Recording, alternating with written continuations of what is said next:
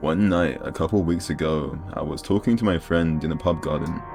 He asked how I'd been recently, and I gave him the usual answer. Yeah, just fine. I don't really feel that happy, but I definitely don't feel sad either. Stagnant, or maybe a tier slightly above stagnant. So overall, I'm chillin'. He said that me and him were polar opposites.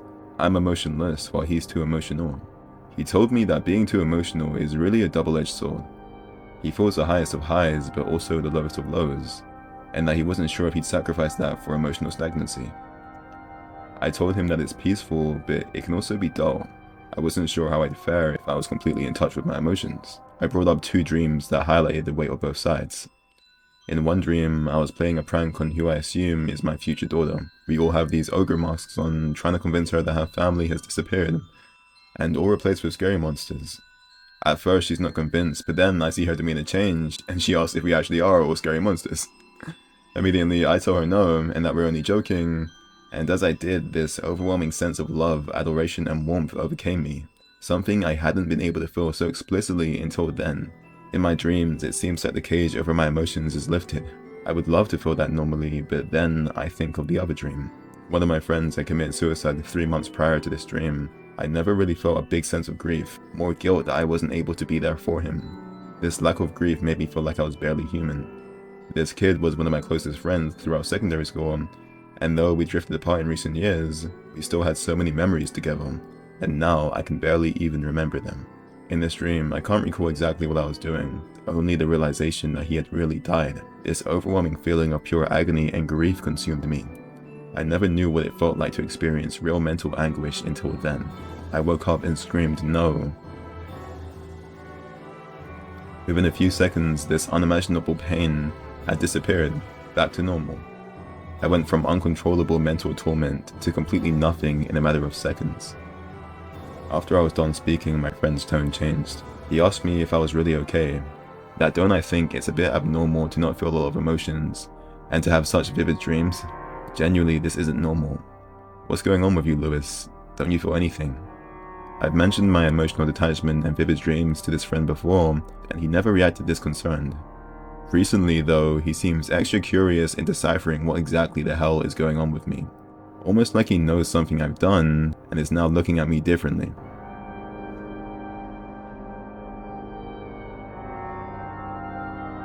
Should I at least say hi? Nah, bro. Nah. Okay. Okay, first, yeah. For the longest time, I thought that happiness was simply the absence of sadness.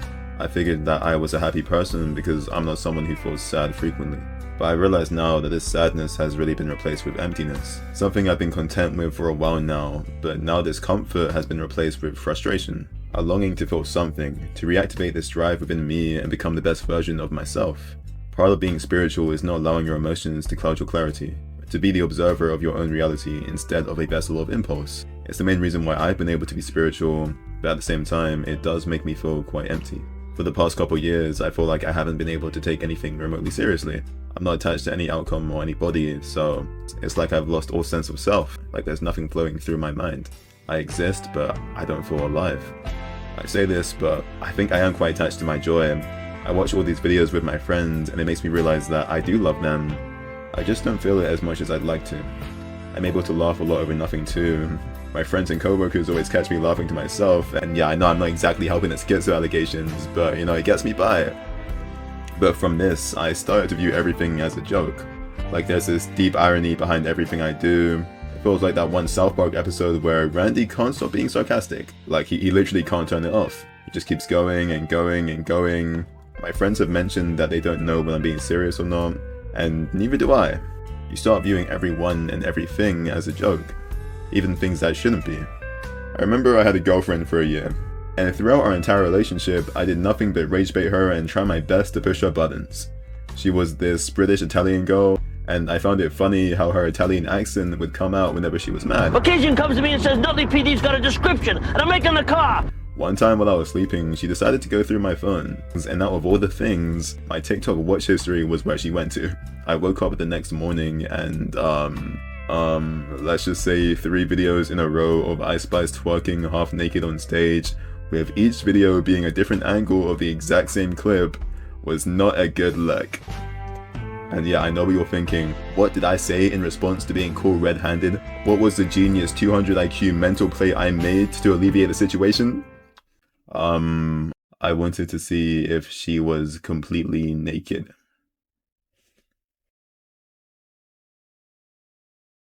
Yeah, so a few days passed, and for some strange reason, she was still mad at me. She kept saying I like plastic, and since I wanted to be even more of a prick about the entire ordeal, I googled is Ice Spice plastic and sent her a screenshot of the search engine saying no, she isn't.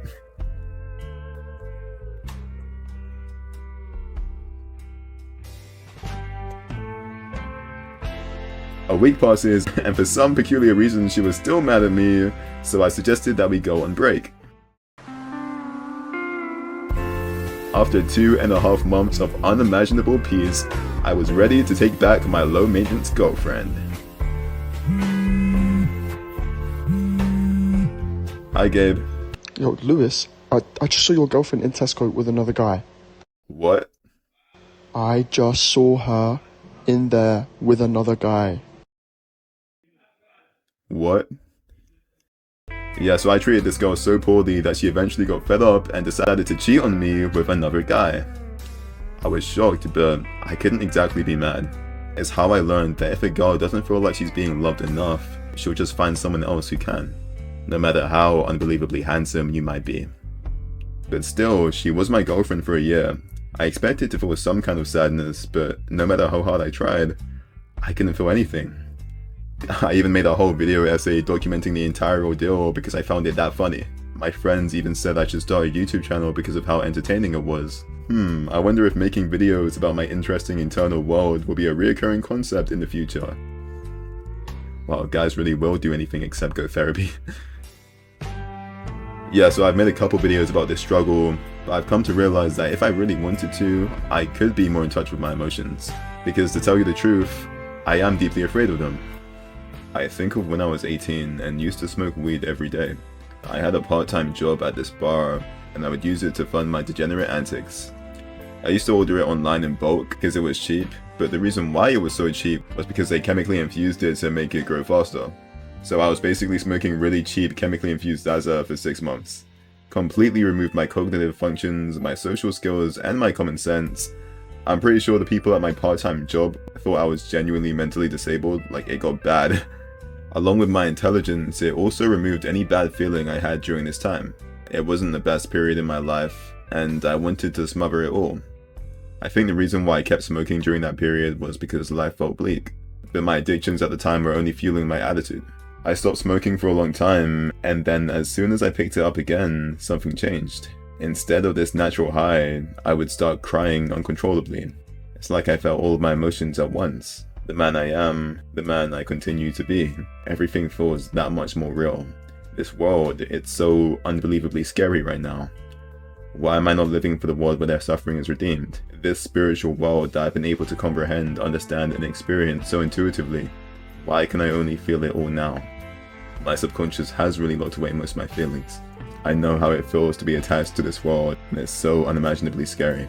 What a privilege it is not to feel the excruciating weight of the world on me. If I was really in touch with these emotions, I don't know where I'd be right now. It's so weird how I went from smoking entire blunts every day without an issue, to barely being able to take a hit without breaking down. I used to smoke to get away from my emotions, but now I smoke for it. It's almost like something awakened in my subconscious. I say this because when this feeling eventually clears, I feel the other side. This beautiful existence, this overwhelming passion, to understand and truly feel the beauty in everything, the complex threads of the universe, our art, our culture, nature, the human being, capable of so much behind ego, desire, and indifference. Surely this is what we are internally built for. Luminous beings are we, not this crude matter. I experienced my highest high after my lowest low, and I think I could live this way normally without having to feel this lowest low, but I just need to try it, that's it. I always come to this realization and swear I'll stop wasting my life away. I'll live up to this privilege of not feeling all the bad things, but the next day I always forget it. It's when I go onto my notes app the morning after, reading myself, begging me not to go back, to live my life, to love while I still can, to show this overwhelming passion that has been locked away for too long. but I always look back at it feeling nothing. No urgency, just the affirmation that yeah, I'll get to it soon. How can I be so blind? I really am the luckiest man in the world. With all the conflict on this earth, my biggest problem is that I don't feel sadness. What a genuine pathetic excuse not to be the best version of myself. Yeah, I probably am a bit more emotionally detached than the average person, but that isn't a bad thing. A lot of people are like me, and I've got to stop pretending like I'm broken. If anything, my brain is doing its job too well. When things feel too intense, the brain kind of dials down the intensity of your feeling. I love my family and my friends, that overwhelmingly so, to the point where I've forbidden myself from feeling it to its truest extent. I have everything going for me and nothing stopping me. I feel as light as a feather every day, and still I pretend as if I'm constrained to the earth. I feel like these last couple of years especially, I haven't been able to take anything remotely seriously. I've acted childish, immature, arrogant, a bit narcissistic, pretending like I'm in a TV show, trying to make this invisible camera laugh, acting as if I'm above a situation because I don't feel attached to it. Humor becomes a way of observing your life instead of participating in it, playing into it until you become unrecognizable, unable to take anything seriously remotely. It's definitely made me do some interesting things, no doubt. It's like embracing absurdism, right? The belief that the universe is inherently irrational and meaningless. It's like nothing means anything. I think a lot of things have happened to me within these past 3 years that have definitely altered the way I see the world. Us spiritual people like to talk about ego diminishment. It's not about erasing your complete identity, but more the erasement of your past self, the side of you that's halting your growth. Now I feel another one coming, a part of me that wants to change and attach to what matters. I've moved into a new place recently. We have this rooftop area that I can access from my room. Oftentimes I'd come here late at night and take a few hits. It definitely loosens the gears of my feelings, and it helps me cry when I need to, and reflect over everything. This should be the last video on emotional detachment because I realize now, when used correctly, it really is a blessing. Not in a way that completely shields one from their feelings, but instead to experience these emotions as weathers instead of storms. That it's more of a stepping stone or one's evolution in being able to experience the universe in its most intended way. To understand that we don't live in the universe, but we are the universe experiencing itself. Light and darkness are attuned with each other in this plane of existence, and I can experience both without being consumed by either one, given I have the privilege to do so unlike so many others. It's the reason why I'm able to speak about the suppressed anguish of my friend's death. In the same video where I talk about my ex-girlfriend catching me watching Ice Spice twerking on TikTok. Humor has definitely been a coping mechanism for pain, but I exploited it so badly to the point where it halted my growth. The life that I've led hasn't been integral, it's just ignoring what's in front of me while I still can. For someone this unapologetically confident in his spiritual beliefs, I sure don't know how to take my own advice.